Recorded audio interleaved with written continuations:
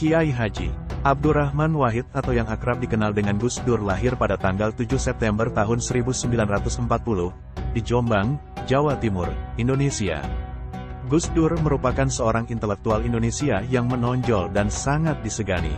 Ia merupakan putra dari Kiai Haji Wahid Hasyim, sedangkan kakeknya adalah Kiai Haji Hasyim Asy'ari, pendiri Jamiyah Nahdlatul Ulama, NU, organisasi Islam terbesar di Indonesia, dan juga pendiri pesantren Tebu Ireng, Jombang.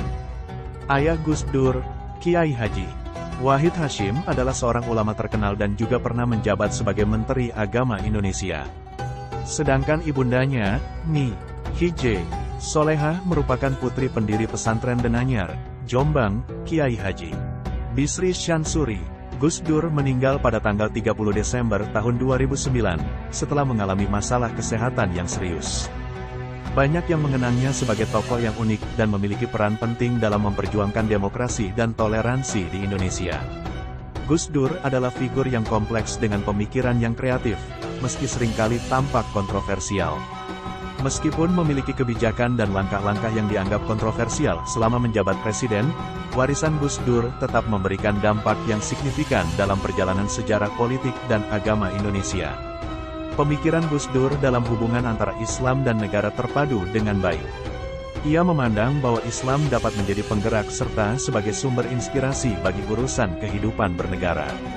Oleh karenanya, sekelompok orang yang menginginkan berdirinya Indonesia sebagai negara Islam, akhirnya dapat menerima pendapat Gus Dur. Dalam pemikirannya, Gus Dur menyatakan bahwa nilai-nilai Islam dapat terwujudkan di Indonesia tanpa harus menggunakan sistem negara Islam. Selanjutnya, pandangan Gus Dur yang cenderung pluralis berpendapat bahwa agama semestinya menduduki peran dalam demokrasi yang diwujudkan. Dan hal ini merupakan upaya untuk membangun demokrasi yang memberikan kesempatan kepada masyarakat agar mendapatkan hak yang sama di depan hukum. Sedangkan gagasan mengenai pribumisasi Islam, pada dasarnya bukanlah berarti akan menghilangkan nilai-nilai Islam dalam masyarakat Indonesia, melainkan bagaimana nilai-nilai itu sejalan dengan kultur lokal dan bukan sebagai simbolik saja. Dalam pemahaman yang sedemikian rupa, Gus Dur tampak memiliki manajemen dakwah yang sangat orisinil dan khas yang berdampak besar bagi keberhasilannya mendampingi masyarakat dalam beragama, berbangsa dan bernegara. Pemikiran Gus Dur mengenai pondok pesantren sebagai lembaga pendidikan Islam tradisional, tercermin dalam pandangannya terkait gagasan pluralisme, toleransi, dan pendidikan. Sebagaimana diketahui bahwa Gus Dur dikenal sebagai pemimpin yang gencar mempromosikan pandangan pluralisme dan toleransi antar umat beragama. Pemikiran Gus Dur tentang pondok pesantren mencerminkan pandangan inklusif terhadap Islam. Ia berpendapat bahwa pondok pesantren seharusnya bukan hanya tempat pembentukan ulama yang mengutamakan pemahaman agama, tetapi juga tempat yang membuka diri terhadap keragaman dan toleran dalam perbedaan.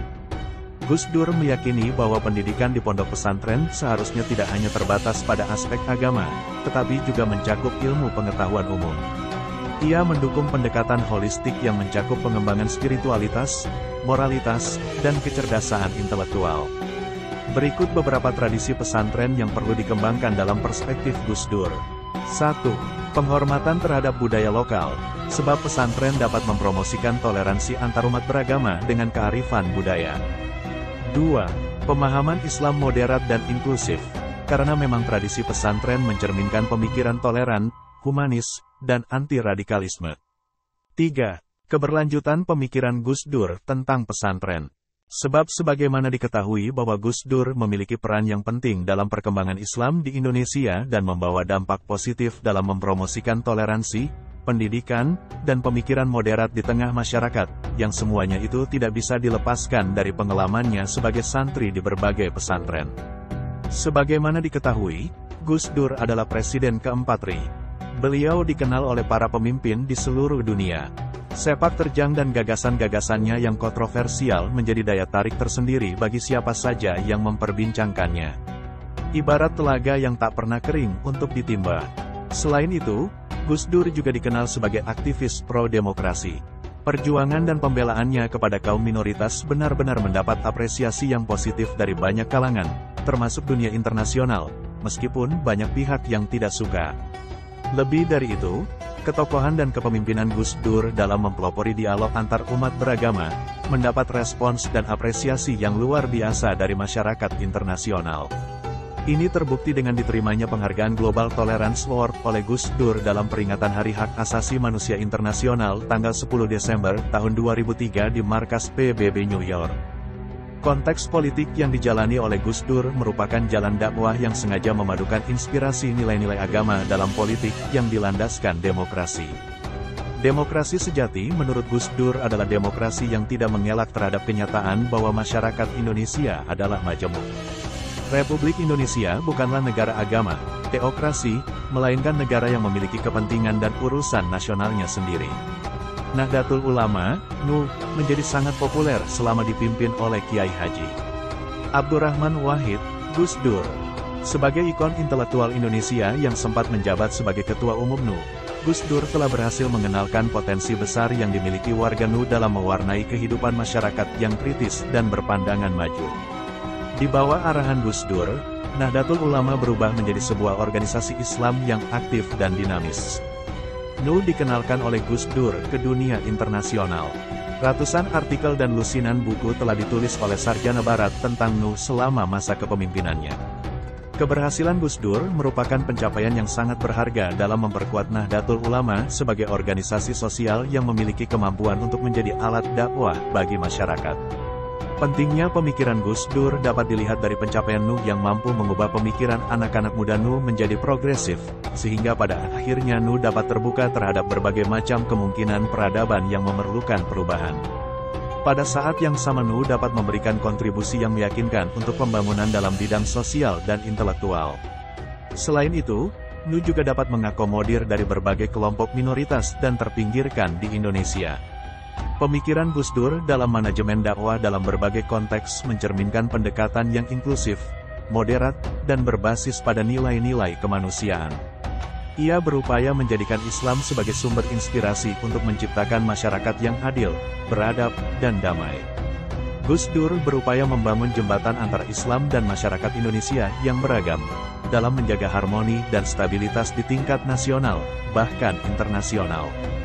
Pemikiran manajemen dakwah Gus Dur yang lahir dari perkumpulan antara tradisi keislaman Nusantara dengan pemikiran Indonesia modern, menghasilkan gagasan reformasi dalam hal pemikiran keagamaan dan kebudayaan. Gus Dur berhasil merumuskan gagasan-gagasan terkait perlunya pribumisasi Islam, di mana Islam yang berasal dari Timur Tengah itu hendaknya dapat tumbuh dalam penyesuaiannya dengan budaya lokal Nusantara. Islam di sini diartikan sebagai ajaran normatif yang berasal dari Tuhan, yang kemudian ajaran tersebut diakomodasikan ke dalam manusia yang merupakan makhluk budaya dan tentu memiliki identitasnya masing-masing. Pribumisasi Islam tersebut mengkritisi praktik pemurnian Islam yang sering diasosiasikan dengan penyamaan praktik keagamaan dengan masyarakat Muslim di Arab atau Timur Tengah. Pribumisasi Islam adalah metode dialog antara Islam dan budaya-budaya lokal, sehingga keduanya bisa berjalan bersamaan tanpa saling menihilkan. Pemikiran politik dan kebangsaan Gus Dur menggagas perlunya hubungan yang harmonis antara agama, Islam, dan negara Pancasila. Artinya, Pancasila ialah landasan konstitusional dalam bernegara, sementara Islam adalah akidah kehidupan masyarakat. Ini artinya Pancasila menjadi penjamin bagi kehidupan keislaman itu sendiri, sebab Pancasila tidak akan mampu menggantikan akidah, sedangkan landasan konstitusi terkait dengan kebutuhan hidup kolektif bernegara adalah Pancasila itu sendiri. Sebagaimana diketahui, bahwa Indonesia memiliki banyak keragaman. Islam bukanlah agama satu-satunya yang ada, sehingga pelayanan yang adil kepada seluruh masyarakat harus diberikan tanpa memandang latar belakang agamanya. Dengan demikian, dapat dipahami bahwa manajemen dakwah pada masa kepemimpinan Gus Dur bisa dibilang cukup berhasil. Dalam memimpin NU, Gus Dur telah berhasil menggunakan gaya kepemimpinan harismatik sebagai kekuatan utama demi membangun rasa kepercayaan, trust, pada seluruh pengurus PBNU baik di pusat maupun di tingkat ranting dan cabang. Dan yang perlu digarisbawahi adalah bahwa penjelasan Gus Dur tentang komitmen kembali ke Hitah 1926 merupakan kunci kesuksesan manajemen dakwah NU. Penjelasan tersebut mampu diterjemahkan secara praksis oleh seluruh pengurus NU. Terpenting lagi dalam proses pencapaian tujuan dari program-program yang telah dicanangkan sejak awal ialah bahwa Gus Dur menempatkan sosok-sosok yang ahli di berbagai bidang seperti pendidikan, pemberdayaan sumber daya manusia, dakwah Islam, sosial budaya, dan ekonomi.